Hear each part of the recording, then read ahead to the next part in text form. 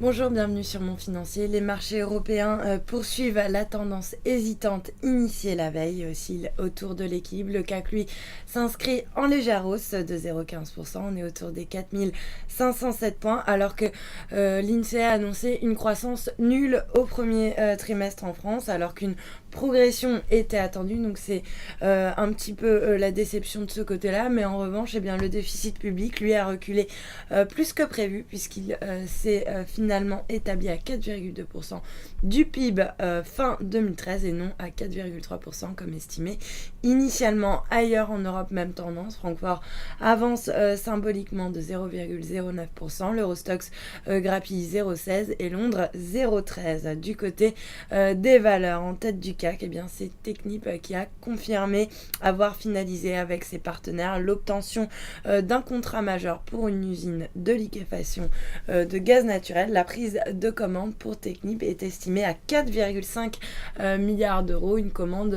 qui sera retranscrite dans les comptes OT2 et OT3. A noter également Vivendi qui a dévoilé une hausse de son chiffre d'affaires et du résultat opérationnel de ses activités. Le titre grimpe de 0,9% à 19,11 €. À l'inverse, Bouygues recule de 1,06% alors que sa filiale Télécom sera sous les projecteurs aujourd'hui au moment où les syndicats vont manifester, puisqu'ils redoutent donc une vague de suppression d'emplois. On parle de 2000 suppressions de postes donc chez Bouygues Télécom, un plan social qui représenterait quand même de 16 à 23% des effectifs totaux de Bouygues. Lanterne rouge, Alstom qui perd 1,14% à 28,98 € alors qu'un décret publié aujourd'hui dans le journal officiel étend à l'énergie et au transport le mécanisme de protection des entreprises stratégiques contre les appétits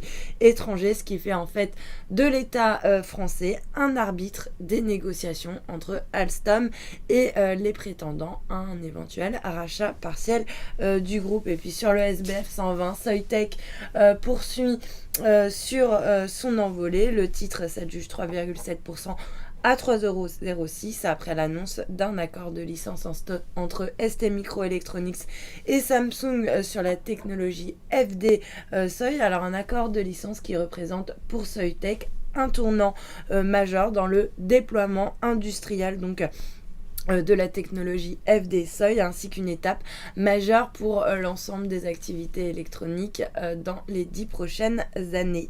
À noter également Corian Medica qui confirme ses objectifs après avoir finalisé sa fusion. Le titre signe la plus forte baisse, moins 2,4% sur le marché d'échange.